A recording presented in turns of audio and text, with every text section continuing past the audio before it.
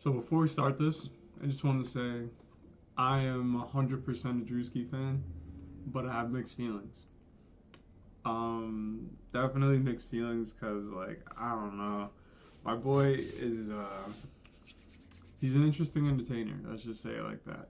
And he's very good at what he does. So, just gonna leave it at that. But, like I said, I am a fan. And, let's talk about this. Blackie Speaks. Shout out to Homie. Subscribe. And I'm going to put the original link for the video in the bio or in the description. So shout out to the homie Blackie Speaks for this video. Let's get into it. Allegations that have been going around are crazy. As Diddy awaits trial in May, more and more names are getting pulled into the mix. And the next person caught in his downfall is Druski. Druski, a 30-year-old comedian from Maryland, is a massive social media star known for his funny skits. He's built his image as a comedian, someone who people go to for laughter. But recently, his name has been dragged into something much more serious. I love watching his could have been house shows, and then now he has the could have been love nonsense.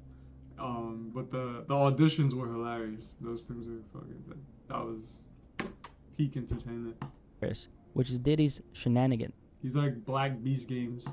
His connection to Diddy's scandal is now raising eyebrows. I mean, being linked to the allegations against Diddy is not where you want to be, and Druski's alleged involvement has shocked a lot of people. The lawsuit in question. Also, too, let's just make this clear in this video. This is all alleged for now, and this is for education on documentary purposes. Okay. Was originally filed by Ashley Parham back in October, but was updated just a few days ago on March 7. The modified suit introduced two unnamed individuals, referred to as Jane and John Doe, along with 20 other defendants. Among those names, Odell Beckham Jr. and Druski himself. Now here's how the story starts, and we'll get to how Druski's name got wrapped into this entire thing. Back in February 2018, Ashley, the woman who filed this lawsuit, first met a man named Shane after an altercation at a bar with another man. Shane stepped in to help, and from there, they got acquainted. So there was a guy named Shane doing some sus shit. Shane. Later that night, while outside the bar with friends and other people, Shane pulled out his phone and FaceTimed Diddy. He started showing people See, Shane FaceTimed Diddy with a video call, trying to flex his connection to the music mogul. Now, at one point, he even showed Ashley Parham Diddy on a call, but she wasn't apparently impressed and ignored it. Her reasoning, she believed Diddy had something to do with the murder of Tupac Shakur. During the FaceTime call, Diddy was visible on a screen, along with some of his children, including his sons, Christian and Quincy. From Ashley Parham's perspective, it looked like Diddy was So basically, he said she wasn't interested because she thought that he unalived Biggie and Tupac. hosting some kind of gathering at his home while talking to Shane. But then things took a turn. Diddy overheard Ashley's comment about him and Tupac. According to the lawsuit, he didn't take this lightly. He allegedly responded by saying that Ashley would pay for that statement. Fast forward to March 23, 2018, Shane invited Ashley over to his home. He claimed he needed help with his cancer medication, saying he was too weak to open it himself. When Ashley Parham arrived at Shane's home, he told her he wanted to take her for a ride in his new car. She agreed, and the two briefly left his residence before returning. Once they got back, Shane left the door to his apartment slightly open, telling Ashley that there was an issue with the door because it couldn't close completely. At the time, Shane was renting an apartment on the lower floor of a home in Orinda, California. Shane's apartment had its own separate entrance that led directly to the backyard of the There's nothing sus about that, right? home. However, the property also had a main entrance, located on Loma Vista Drive. At the time, Shane was renting this space from a woman who lived upstairs. She also had two dogs that stayed with her in the upper portion of the house. After returning from their drive home, Shane and Ashley sat down to watch a movie. At one point, Shane offered her a glass of water, which he went to retrieve and brought back to her. Up until this point, Ashley Parham's visit to Shane's home seemed ordinary. A short drive, a casual movie. Not gonna lie, losing me. Nothing out of the ordinary. But then, Diddy walked in. Approximately 10 minutes after Ashley and Shane returned from their drive, Diddy had officially entered the residence, and he didn't come in quietly. According to the lawsuit, Diddy made a loud, grand entrance, like he was ready to party. His arrival was so over the top that the dogs upstairs immediately started barking. Now, interestingly, Diddy didn't use the backyard entrance, which led directly to Shane's apartment. Instead, Diddy entered through the home's main entrance, and he wasn't alone. With him was a group of people, including his bodyguard, Big Homie CC, and several others. KK, Brandy, and Doe 2, who was allegedly a friend of both Shane and Diddy. Meanwhile, Diddy's driver, Doe 3, remained outside in the car. At this point, Ashley Parham started to realize something disturbing. According to the lawsuit, she now believes that Shane invited her over with the intent to set her up, allowing Diddy to retaliate against her for the comment she made about him a month earlier. And from the moment Diddy stepped inside, it was Plaintiff believes that Shane invited her over to set her up. So basically, she thinks that Shane backdoored her with Diddy. Clear that he hadn't forgotten. As soon as he arrived, Diddy immediately began taunting Ashley. He allegedly mocked her by saying, "You thought you'd never see me in person." Then he brought up her past remarks about Tupac. He reminded her that she had dismissed him on a FaceTime call and allegedly told her that she was going to pay for what she had said. And according to Ashley, Diddy had told her that he had caught her. Now, Miss Parham was in complete shock. Never in a million years did she think that she would see or meet Diddy in real life, let alone inside a small apartment rented by this guy called Shane. But what happened next was even more terrifying. According to the lawsuit, Diddy suddenly moved towards Ashley. But what happened next was even more terrifying. Diddy suddenly moved towards Ashley while she was sitting on Shane's bed. In his hand, Diddy had a knife. He allegedly held the blade to the right side of her face and threatened her. Diddy told her he would give her a Glasgow smile, which is essentially a wound caused by making a cut of a person's mouth up to their ears. If you've seen Sons of Anarchy, you know exactly what I'm talking about. But before Diddy could go further, one of his associates, KK, stepped in. Check this out. I'm going to show you how I afforded this car. Okay, you ready? Yeah, tell us how you afforded this car. Nah, but so they're telling me that all of a sudden Diddy is just walking down mafia style. Interesting. I'm not saying I don't believe it. I'm not saying that they're lying. I'm just saying it's interesting. I'll give you that Glasgow smile. Like, sounds kind of off-putting. Doesn't, you know what I mean? Just doesn't sound real. Her family or anyone she knew ever again. Long story short, things escalated even further. Shane partially undressed Ashley before Diddy took over, removing the rest of her clothing while still holding the knife to her face. After that, Diddy pulled out a bottle of liquid from a large fanny pack. At first, Ashley feared the worst. She thought she was going to be sprayed with acid, but moments later, she realized it was something else. It was oil or lubricant, and according to the lawsuit, Diddy squirted it all over her entire body. What happened next was pure horror. Diddy, seemingly tired of Ashley's cries, gave Shane an order. He said, "Turn her on her stomach." Shane complied, grabbing Ashley by her abdomen and hips before flipping her over. But that wasn't the end of Diddy's shenanigans. He then allegedly told Shane to put a pillow over her head because he didn't want to see her face or hear her cries. And then the lawsuit states that Diddy instructed this Shane guy to forcefully put it in number 2, and apparently he did. Moments later, Diddy followed. After Diddy, another associate, referred to as Doe number 2, also took part in the assault before leaving the apartment. And obviously at this point in the story, the details in this lawsuit are beyond disturbing. But this next part is where the boy Druski, Drew, is introduced. According to the lawsuit, Diddy then gave another order, and this time to Druski. Now the boy Druski allegedly poured more oil or lubricant on her body, and then jumped on top of her naked and oiled body, treating it like a slip and slide. And the lawsuit specifically says, due to his enormous size, the impact knocked the wind out of Ashley, leaving.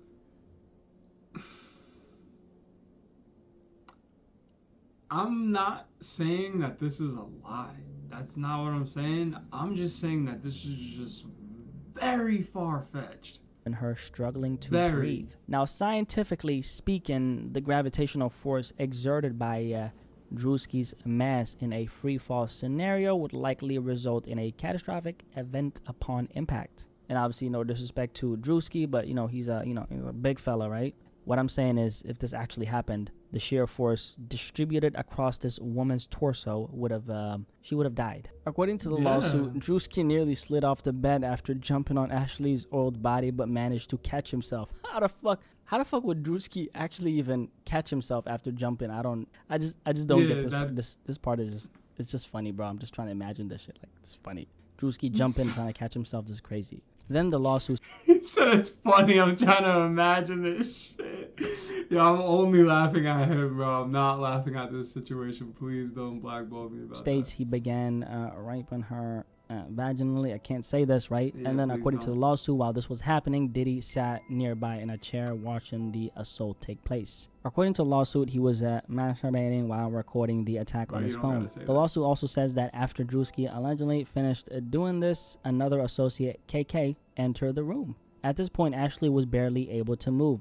The lawsuit states that she had lost control over her bodily functions, completely weakened by the attack. KK then proceeded to examine her condition, as in checking to see the extent of the damage that was So done. who's he, the According to the doctor? lawsuit, after the ordeal was over, Diddy, Shane, KK, Odell Beckham Jr., and Druski all left the room. They stepped outside into the backyard where they was smoked ODB there? some Mary J. and cigarettes, seemingly unfazed by what had just happened. So that's the full extent of Druski's say Mary alleged, J, not alleged Mary J. involvement Blige, with or he's Diddy. talking about, Now, like- these are, of course, just allegations, and Druski himself has publicly responded to clear his name. This allegation is a fabricated lie. I wasn't a public figure in 2018. I was broke, living with my mom, without any connections to the entertainment industry at the time of this allegation. So the inclusion of my name is truly outlandish. My heart breaks for actual victims of abuse, but I'm fully confident that the evidence will expose this falsehood and the individuals who are maliciously trying to game the legal system to peddle false narratives.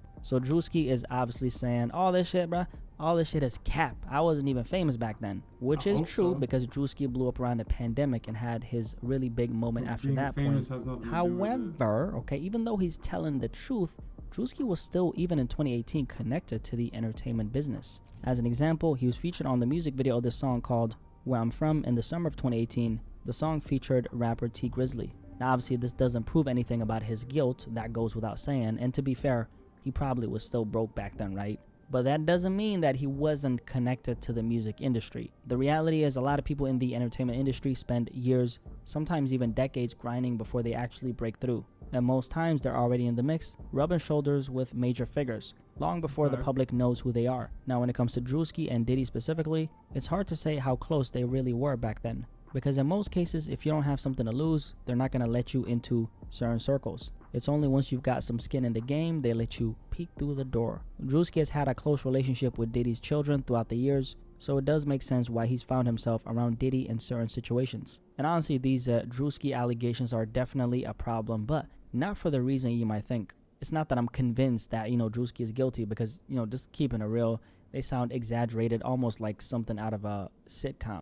That's what I said. They just sound fucking ridiculous. However, if you take what he just said and that video and all that, think about that. Like, what she's saying, he don't have to be famous to do that or be there. You know what I mean? But if you're saying that Druski's with fucking Odell Beckham Jr. and, like, you know what I mean? It just seems crazy. Or a cartoon would probably be a better example. I mean, Druski slipping and sliding on what, 150-pound woman's body? I mean, it sounds very cartoonish. By the way, I don't really know how much she weighs. I'm just picking a random number. 150 pounds sounds average, I guess. I don't know. Also, why was Druski mentioned now and not when the lawsuit was originally He's not filed? even 150 I just have a lot pounds. of questions about this. Where the problem actually comes in, though, is this. You really don't know who in the music industry is going to get dragged into this Diddy saga from this point on. What a lot of people don't realize is just how many people Diddy He has looks touched, crazy. no pun intended, in the music industry. Diddy's influence in the game is massive. And part of the reason he kept rising was because he had a reputation for bringing people into his world. He's always been seen as someone who opened up his arms and connected with everybody.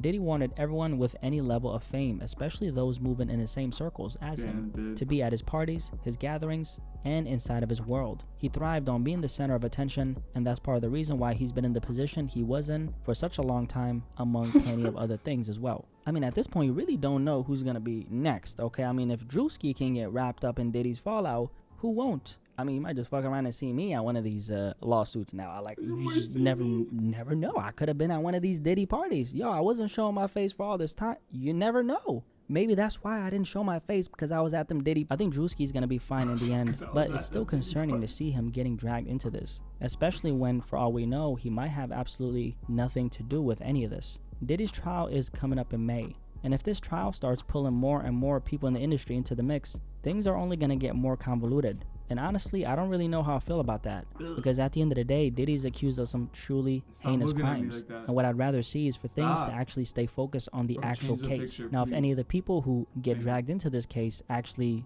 did something, then I don't really think there's an issue with it. Obviously, they're going to have to face the music. And I'm not going to lie, there's some entertainment in seeing who's next. But at the same time, there's also a real danger in how quickly this is spiraling. My personal verdict, at the end of the day, these are just allegations against Druski. Personally, I don't really know how truthful they actually are, and honestly, like, if you just ask me, these allegations don't really sound believable, okay, just to me. But then again, you never really know, right? I don't know Druski personally, so I can't vouch for him. But what's strange is why his name was included in the first place. Could this be a witch hunt, or is there something deeper going on? I guess only time will tell. Anyway, if you made it all the way till the end, drop a like on this video for me, okay? Appreciate you guys so much for watching this video. And if you're new here, my name is Blackie Speaks. Nice to meet you, okay? Nice to meet you. Thank you for subscribing, and welcome to the family. What do you guys think about this, Druski link, or Druski's link to Diddy? Supposed, obviously alleged link, right? Y'all think these allegations are So obviously it's not an alleged link because clearly they're in videos and stuff together, so it's all just like a matter of when, not if. But personally, I could, if he did get in trouble, I wouldn't be surprised, honestly, because Drew be pushing the boundaries like hard, and it's really hard to tell when he's joking sometimes, and it's like when it's just like Kevin Hart said in one stream, you gotta know when to cut it off. So yeah, but like I said, I'm definitely a Druski fan. Like, I tune in, but I just really hope that he's absolved of all these allegations, because one, again, like Blackie Speaks said, it just sounds cartoonish, but again, you never know. God bless. We gotta be better.